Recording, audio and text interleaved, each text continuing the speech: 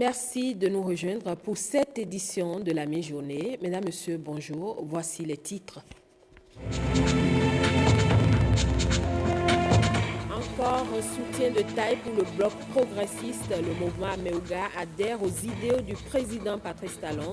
Il l'a fait savoir à l'occasion de son congrès extraordinaire.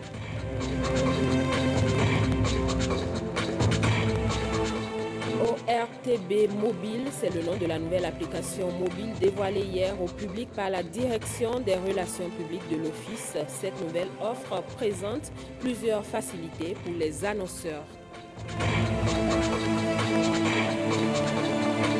Sortie du comité de facilitation des transports du Bénin, objectif constater l'absence des postes de contrôle sur l'axe Cotonou-Craqué.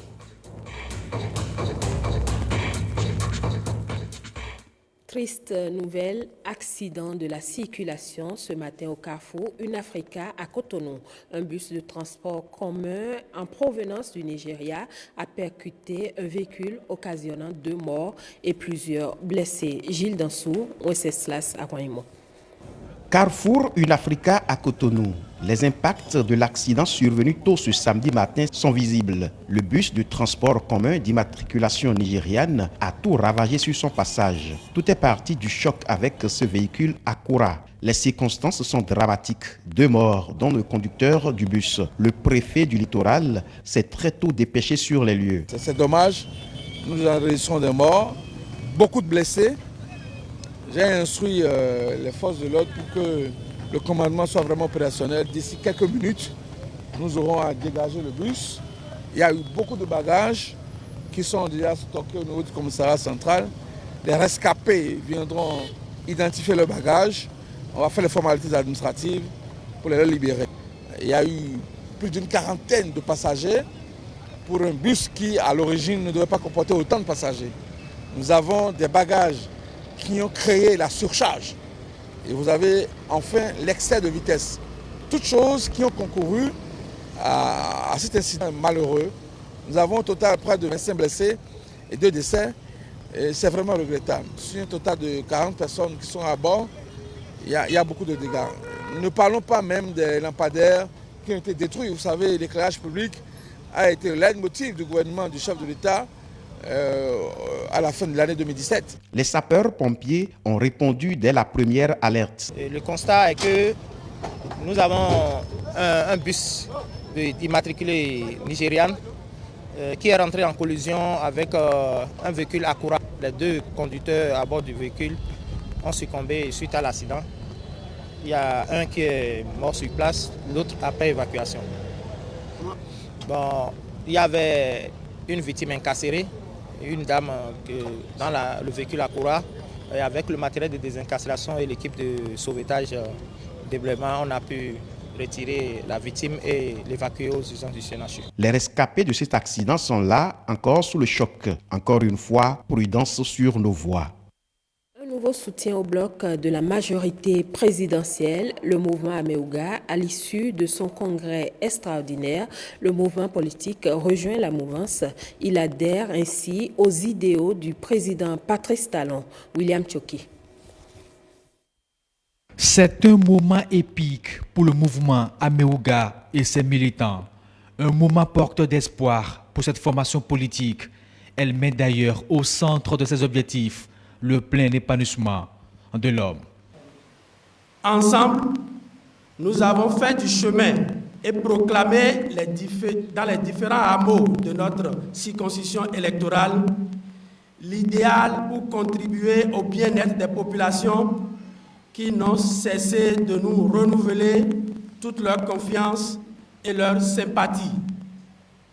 Nous avons donc réussi à faire naître dans le cœur de nos populations qui, pour beaucoup, entretenaient encore une méfiance vis-à-vis du discours politique. L'espoir d'une nouvelle épopée de l'engagement citoyen. Un engagement citoyen au service de la communauté. Le mouvement Améouga est aujourd'hui porté par toute la jeunesse de Comé et partant de la 17e circonscription électorale. Jeune pour, jeune pour, jeune avec, jeune. Le mouvement Ameoga adhère au système du grand regroupement politique. Pour aller aux prochaines élections, on doit pouvoir se mettre ensemble et former quelque chose de grand et de gros. Je voudrais saluer cette approche intelligente qu'a portée la majorité des députés. Le nouveau code électoral voté par le Parlement béninois constitue l'une des réformes majeures du quinquennat du président Patrice Talon, car elle aura le mérite d'amener les acteurs politiques à travailler de concert pour enrichir l'offre politique dans notre pays. Notre mouvement est ainsi appelé à se fondre sans renoncer à ses idéaux dans un grand bloc afin de participer à l'animation de la vie publique que nous voulons enrichissante. Au thème des assises, il a opéré son choix. Le mouvement Ameoga donne plein droit à Achille Kani de conduire des discussions avec les blocs en gestation se réclamant de la mouvance présidentielle. Je suis très rassuré et que le mouvement Ameoga va se joindre à nous incessamment et donc à l'UND et puis après dans le bloc qui sera formé entre l'UND, Dynamique Unitaire, PRD et autres. C'est donc un mouvement politique de plus pour la mouvance présidentielle, un mouvement qu'il entend ratisser l'âge au cours des élections législatives de 2019. Ces 5 et 6 octobre, les avocats béninois se forment sur le contentieux des marchés publics et des partenariats publics et privés. Cette formation qualifiante est une initiative de l'ordre qui a connu le soutien de l'ambassade de France près le Bénin. Le Naïk Agbazaou et Wenceslas Sawaimon étaient à la cérémonie d'ouverture. Les avocats béninois à l'école des contrats publics internationaux et des partenariats publics privés, PPP. Un atelier de renforcement de capacités qui vise à affiner leur expertise. Et pour cause. Le programme d'action du gouvernement comporte 49 projets pour une valeur estimée d'environ 9 000 milliards. Sur ces 49 projets, vous avez environ 70% qui sont prévus pour être financés par marché public ou contrat de partenariat public et privé. 61% sont destinés directement en termes d'appel au secteur privé. C'est une formidable offre, c'est un formidable défi, mais c'est surtout une ambition qui nécessite l'accompagnement de toute la communauté juridique béninoise. La loi sur le partenariat public-privé est vieille seulement de 2 ans. C'est une batterie de tests qui mérite donc vulgarisation. C'est à juste titre que le ministère de la Justice accompagne la présente formation. Tout ce qui s'articule autour des contrats de partenariat public-privé, comme d'ailleurs la commande publique, constitue un terrain nouveau dans un cadre législatif destiné à la relance des activités économiques. Les différentes communications du séminaire vont être assurées par le professeur Joseph Djogbenou, président de la Cour constitutionnelle du Bénin, et Christine Mogoué, présidente de la 7e Chambre du Conseil d'État français. L'ambassade de France près le Bénin soutient fortement l'initiative.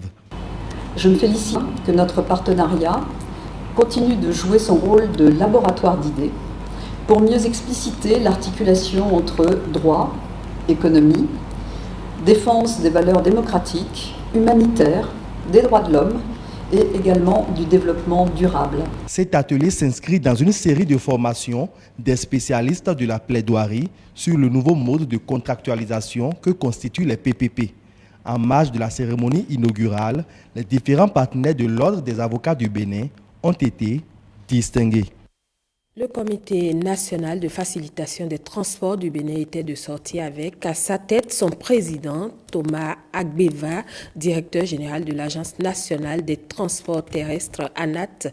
Double objectif de cette sortie, constater l'absence des postes de contrôle le long de l'axe Cotonou-Craqué, puis s'enquérir de l'opérationnalisation du poste de contrôle juxtaposé établi à la frontière Bénin-Nigeria. Nicanor Kovi et Simon Villon ont suivi le comité dans son périple.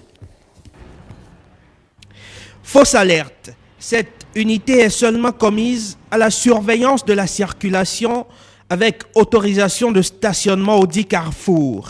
L'ordre de service paraît en règle, mais la patrouille n'échappe pas à une mise en garde. Il ne faut pas que le stationnement soit permanent. Parce que si le stationnement a un caractère permanent, c'est comme si vous êtes en train de diriger un autre poste de contrôle fixe ici. Alors que sur le long du corridor, là où on devrait avoir un poste de contrôle, c'est bien indiqué dans la disposition réglementaire. Le cortège s'ébranle ensuite et fait cap sur le poste de contrôle juxtaposé établi à la frontière de Sémé-Craqué. La délégation est reçue par les deux chefs de mission du poste, à peine sortis d'une réunion avec un commissaire de la CEDEAO. La visite du comité est inopinée, mais le receveur des douanes et le commissaire spécial de Craqué-Plage se prêtent volontiers à l'exercice. Craqué, tout se passe très bien. On travaille de façon mutuelle avec nos collègues de la police républicaine, et notamment avec aussi nos collègues nigériens. Voilà, c'est vraiment un poste juxtaposé comme son nom l'indique. Je voudrais déjà rassurer que le PCJ a commencé à fonctionner timidement et au fur et à mesure, nous allons régler les détails qui méritent d'être corrigés. Pour l'instant, au niveau de la coopération, tout va bien. Je note que pour le moment, la collaboration est très bonne entre le pays voisin du Nigeria. C'est un travail d'ensemble.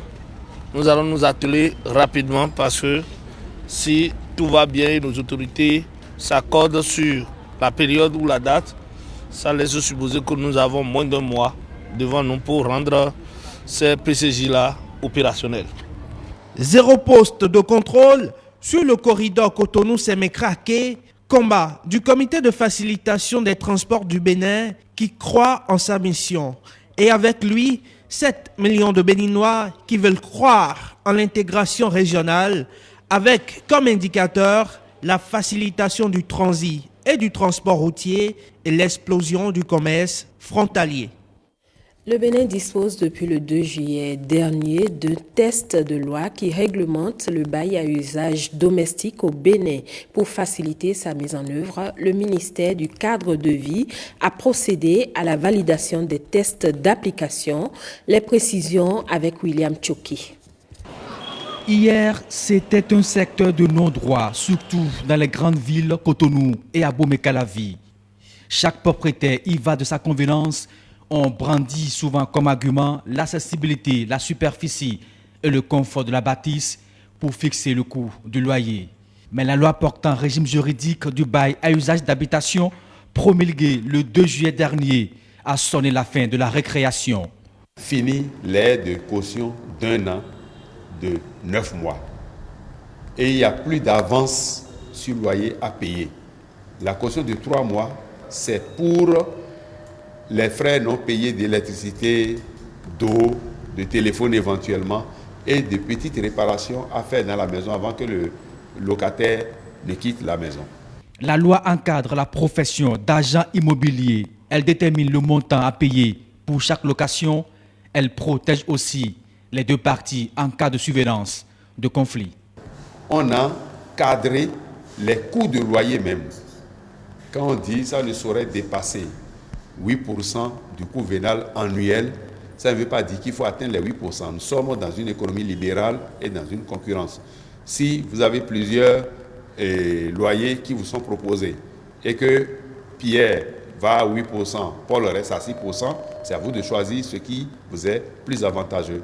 Également, vous voyez, avant de rentrer dans les maisons, les propriétaires de maisons sont obligés de donner tout un mois de loyer, ou bien le locataire tout un mois de loyer à l'agent immobilier. Aujourd'hui, ce n'est que la moitié. Les bailleurs, non seulement ça leur permet de maîtriser les coûts de loyer, ce qui leur fait reconnaître leurs droits, jusqu'où ils peuvent aller, et de deux, aujourd'hui, puisque la caution est de 3 mois, si un locataire ne paye pas ses loyers, les dispositions sont claires dans la loi, comment ils vont expulser ce locataire indélicat.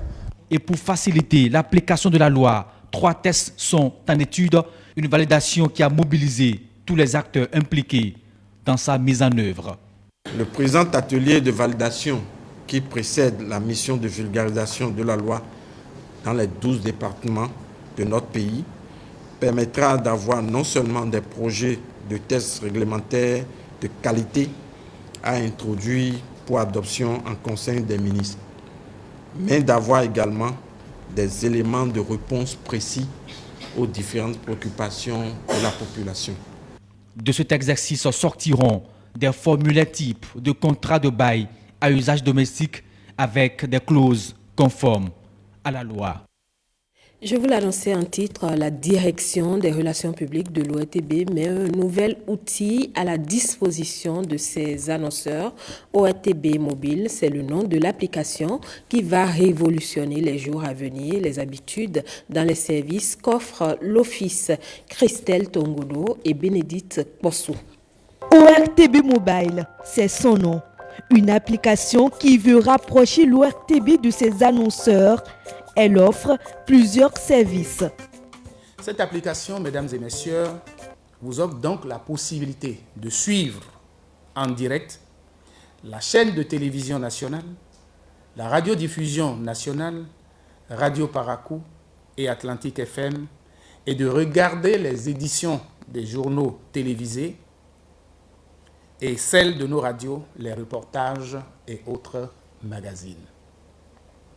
Cette application va surtout changer, et de manière exceptionnelle mais positive, vos habitudes dans vos commandes des services et produits de la Direction des relations publiques de l'ORTB. ORTB Mobile offre en effet au public établi aussi bien au Bénin qu'en dehors de nos frontières la possibilité d'accéder aux produits et services de la Direction des relations publiques, à partir, bien évidemment, de vos smartphones. Vous pouvez désormais donc commander la couverture de vos activités, vos annonces et autres communiqués, et de payer ces prestations à partir de votre compte mobile money. Cette initiative, mesdames et messieurs, a pour but de réduire la distance entre vous et nous, vous, consommateurs et autres partenaires de l'intérieur du pays, et de la diaspora, afin d'élargir la visibilité de l'Office, d'assurer la fluidité et la dématérialisation du paiement de vos prestations.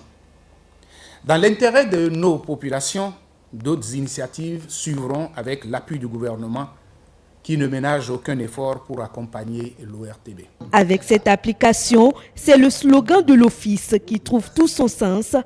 Une fois encore, l'équipe dirigeante resserre les liens avec le public. Je voudrais assurer le public de la garantie de sécurité de ce nouvel outil que l'ORTB met à sa disposition et de l'entière disponibilité des agents de l'ORTB à répondre à tout instant à vos préoccupations qui pourraient survenir dans la mise en œuvre de cette noble ambition. ORTB Mobile est téléchargeable sur Google Play Store.